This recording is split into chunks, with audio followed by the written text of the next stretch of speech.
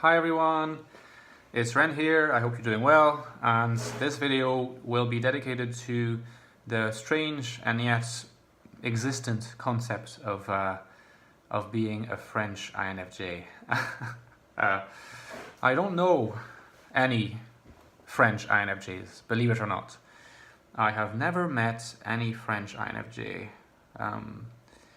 It's a weird thing. I mean, I have, it's not to say that INFJs are a type that is met very often in real life. We know that it is not, and particularly male INFJs, because they're so rare. Like, they're arguably the rarest type there is. So with female INTJ, in case there's any female INTJ watching, I didn't want to be unfair to them, but yeah, like, it's interesting because I would say that probably, with the possible exception of Ireland, France is the country where I know the most people. And that makes sense because I was born there 31 years ago. That's where my family is. That's where I spent my childhood until age 19. And that's where I came back age 26. I mean, I do often say that I live in Geneva. The truth is that I work in Geneva, but I live in France, at the border between France and Geneva. It's an area that's called Greater Geneva, despite the fact that it's in France. And there's like ease of passage between the two countries that is very, very great, very fluid. But technically I do live in France. Now, I have a lot of French friends, I have a lot of Irish friends, I have friends from other places as well, but the majority of my friends would be either Irish or French. Interestingly enough, I do not think that I know any INFJ Irish person either, but that's because Irish people are usually INFPs. I'm joking, like, they're sometimes ENFPs, but apart from that, those are like overrepresented in those types are overrepresented in my friends in Ireland. In France, not as much, although I do have INFP friends in France, I do have ENFP friends in France, but no INFJ friends. And that's quite interesting because it gives a context for me to ask the question, why is that? Is that pure chance, or is that because French society is such that it puts a certain pressure on people either to not divulge their true identity, which I do not think is feasible over the long term, or is it a society where INFJs don't go out because it's too much pressure for them to go out? I'm from southern France, which is, on top of being French, is a bit macho. It's a bit of a sort of macho society, it has to be said, which is not a society in which INFJs are going to thrive the most, on paper at least. And there's a reason why I left France for Ireland when I was 19. I was looking for a society which was more for me, I guess. But given all these variables, is it the case that they're like not going out, that they're pretending, or that France is a country where there's not that many INFJs? But the question is, why would that be the case? It doesn't seem to be necessarily a convincing argument, and I'm sure there will be other variables to try to explain that. But what I can tell you is that I'm seeing differences, subtle differences between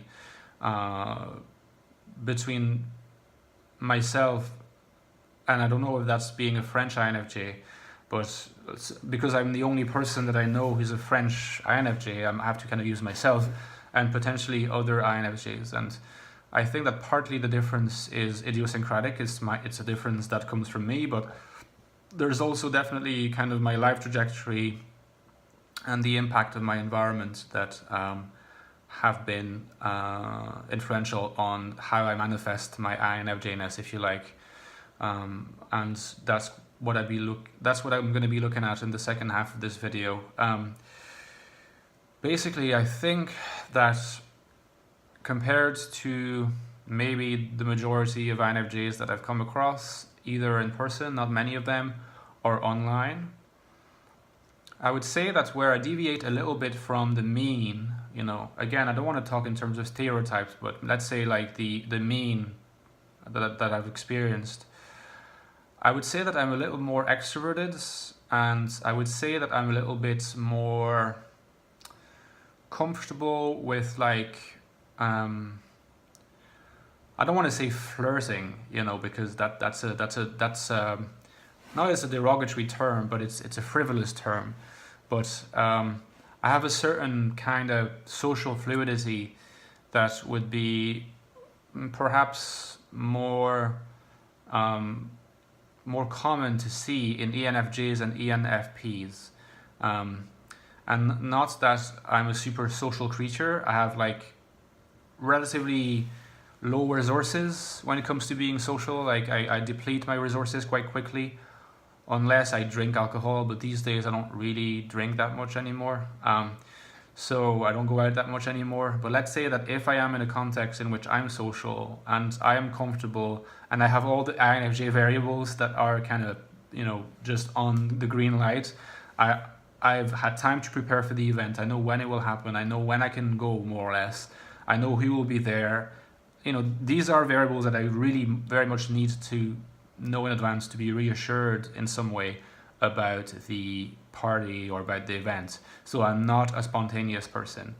But I'm good, I think, at appearing relatively socially confident, and given these many conditions, which means that in many contexts I will not appear at all socially confident, by the way, especially in professional contexts, but also in contexts which I did not expect. So I'm not spontaneous as a person. I wish I was more, but I'm not, which is probably connected to anti-dominus.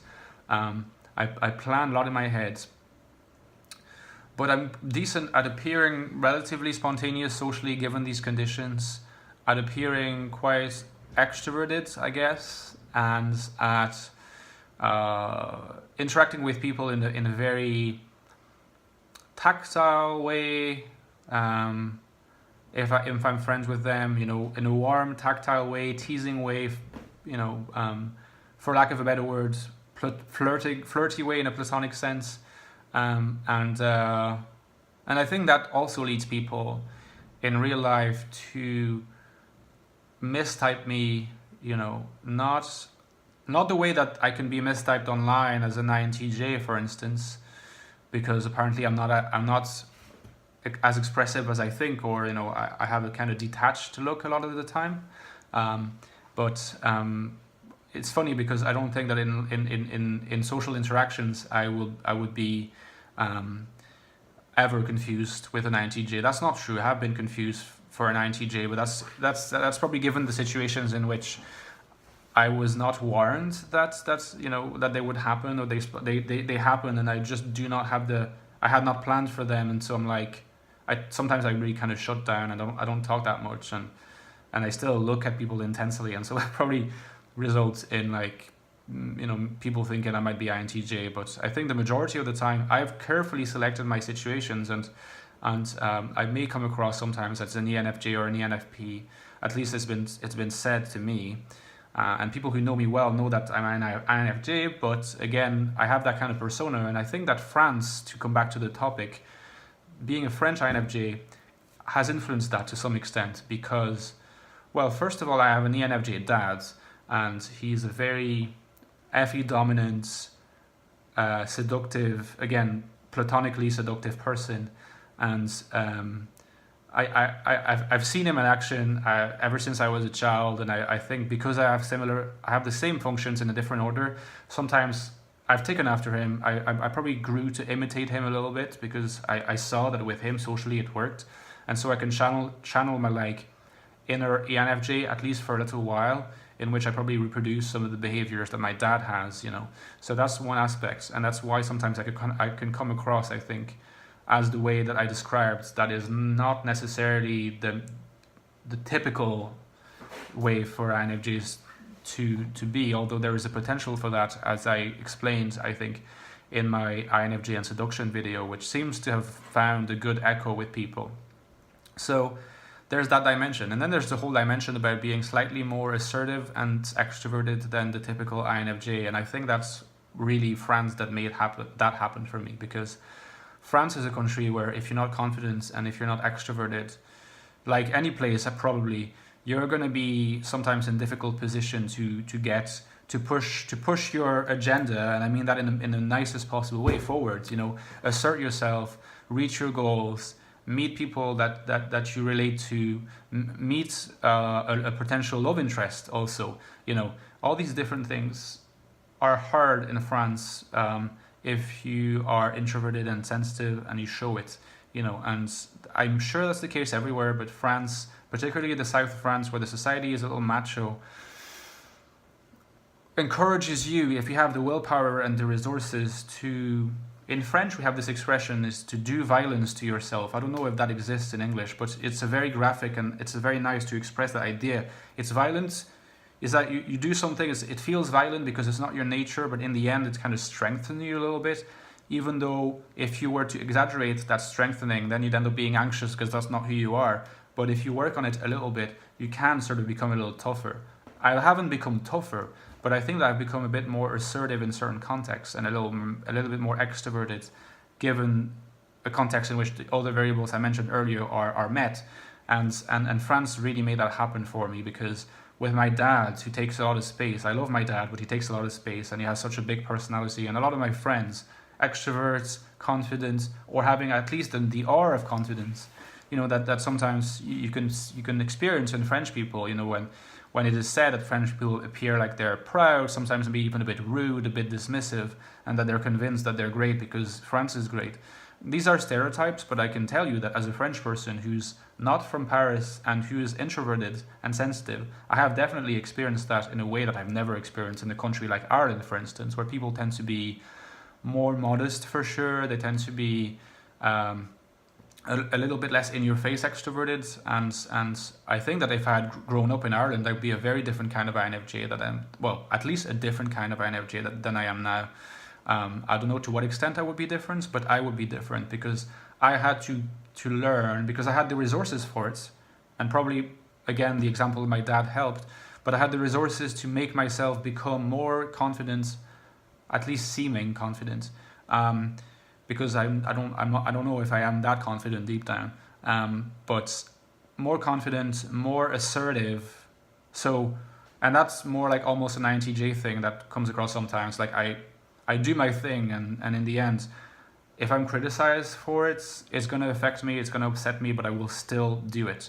I will stick to it, and I will never let go of that, you know.